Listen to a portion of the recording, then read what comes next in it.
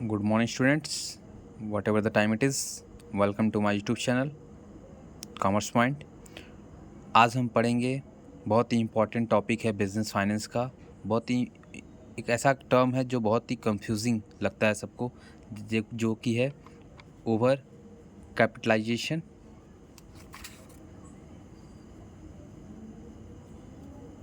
और under capitalization. ये दो टर्म है, बहुत ही कंफ्यूजिंग टर्म है, बहुत ही इंपॉर्टेंट टर्म है, जो बहुत जगह पूछा जाता है कि बहुत सारे कॉम्पिटिटिव एग्जाम में पूछे जाते हैं कि ओवर कैपिटलाइजेशन क्या होता है और अंडर कैपिटलाइजेशन क्या होता है।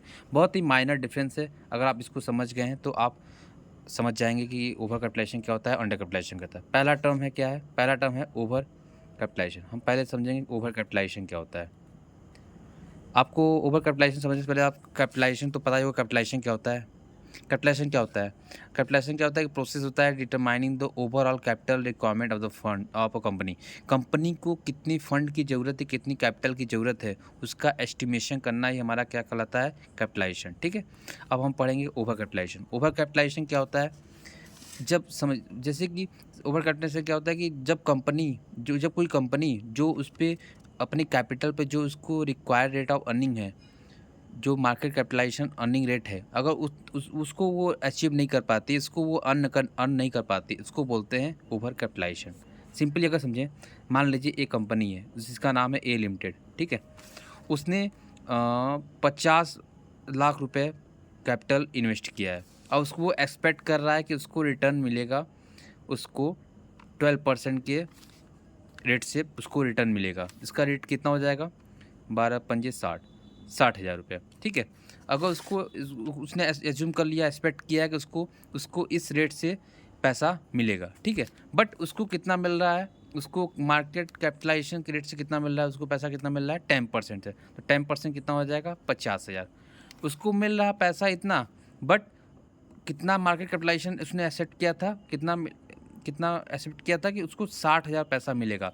तो जो ये 10 हज़ार का डिफरेंस आ रहा है, उसी को बोलते हैं ओवर कैपिटलाइजेशन। जब कंपनी जो मार्केट कैपिटलाइजेशन रेट चल रही है 12% का, अगर उतने पैसे का, अगर उसने उतना पैसा उसको, अगर वो रेट पे, अगर वो पैसा वो रिटर्न वो अर्न नहीं कर पाती, उसको बोलते हैं ओवर कैपिटलाइजेशन। समझ में आया बच्चों? हाँ, ये हो गया ओवर कैपिटलाइजेशन। अगर सिंपली समझे तो जब कंपनी का जो एसेट्स की बुक वैल्यू जो होती है, वो क्या हो जाती है? हाई हो जाती है रियल वैल्यू ऑफ एसेट्स, तो उसको क्या बोलते हैं? Over capitalization. अगर और दूसरे तरीके से समझें कि जब शेयर्स की बुक वैल्यू शेयर्स की एक्चुअल वैल्यू से ज़्यादा हो जाती है, तो उसको क्या बोलते हैं? Over capitalization. यहाँ पर ओवर कैपिटलाइजेशन का मतलब ये नहीं होता कि फंड उसके पास कैपिटल ज़्यादा है। यहाँ ओवर कैपिटलाइजेशन का फंड ऐसा, इसका मतलब ये नहीं होता कि फंड उसके पास कैपिटल ज़्यादा है। ऐसा बहुत सारे सिचुएशन होते हैं जब कंपनी के पास फंड तो होती है, फंड उसको अर्निंग तो हो रही है, बट उसका कैपिटल बहुत कम है। ऐसा ठीक है, ओवर कैपिटलाइजेशन का मतलब ये नहीं होता कि फंड आपके पास एक्सेस है। अब हम दूसरा टॉपिक पढ़ते हैं। क्या है दूसरा टॉपिक? आज का दूसरा टॉपिक क्या है? Over capitalisation. ओवर कैपिटलाइजेशन क्या होता है? अंडर कैपिटलाइजेशन क्या होता है?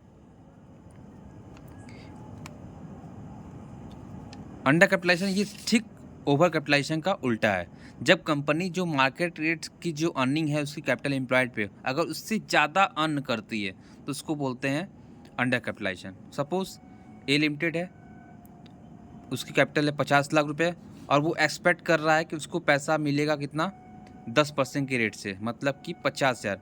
बट उसको जो पर एक्सपेक्ट कर रहा है 10% पर, उसको अर्निंग कितने रेट से हो जा रही है? 12% के रेट से, तो मतलब 60 हज़ार। तो 10 हज़ार क्या मिल रहा है उसको? एक्स्ट्रा अर्न हो रहा है।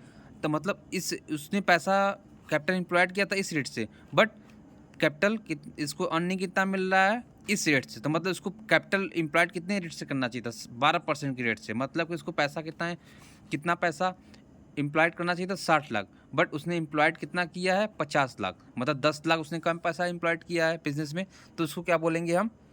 Under capitalization. ठीक है, यहाँ पर क्या है? अंडर कैपिटलाइजेशन में क्या होगा? जब बुक वैल्यू ऑफ एसेट्स क्या हो जाएगी? कम हो जाएगी रियल वैल्यू ऑफ एसेट से, तो उसको बोलते हैं अंडर कैपिटलाइजेशन। या फिर जब book value of share is less than actual value of share, then it is called under capitalization. इसी में एक और कॉन्सेप्ट आता है वाल्टर्ड कैपिटल, वाटर्ड कैपिटल। ये क्या होता है? वाटर कैपिटल को अगर समझें तो ओवर क्या होता है कि जब जब जब वाटर कैपिटल क्या होता है, जब जो हमारा जो शेयर कैपिटल है, उस जो हमारा जो शेयर कैपिटल है उसके सेम वैल्यू का जब हम रियल जो हमारा एसेट्स है, अगर हम कैप बैलेंस शीट पे शो नहीं कर पाते हैं, तो उसको क्या बोलते हैं? Watered capital. अगले वीडियो में हम देखेंगे कि वाटर कैपिटल और ओवर कैपिटलाइजेशन में क्या डिफरेंस है, क्योंकि ये बहुत ही कंफ्यूजिंग टॉपिक है। सबको लगता है कि वाटर कैपिटल ओवर कैपिटलाइजेशन एक होता है, बट ये दोनों अलग अलग होते हैं। इसको हम नेक्स्ट वीडियो में देखेंगे। तो वाटर कैपिटल क्या होता है समझ में आ गया? जो वाटर कैपिटल क्या होता है, जब जो हमारा जो share capital when the share capital is not represented with the value of the same value of the assets in a balance sheet, it is called water capital. ठीक है, आज के लिए इतना ही। अगर आपको ये वीडियो अच्छा लगी हो तो आप मेरे चैनल को सब्सक्राइब कर सकते हैं, और इस वीडियो को लाइक भी करिए और अपने फ्रेंड के साथ शेयर करिए, जिससे कि उनको ये टॉपिक को समझने में ईजी हो। बाकी के लिए धन्यवाद। जय श्री राम।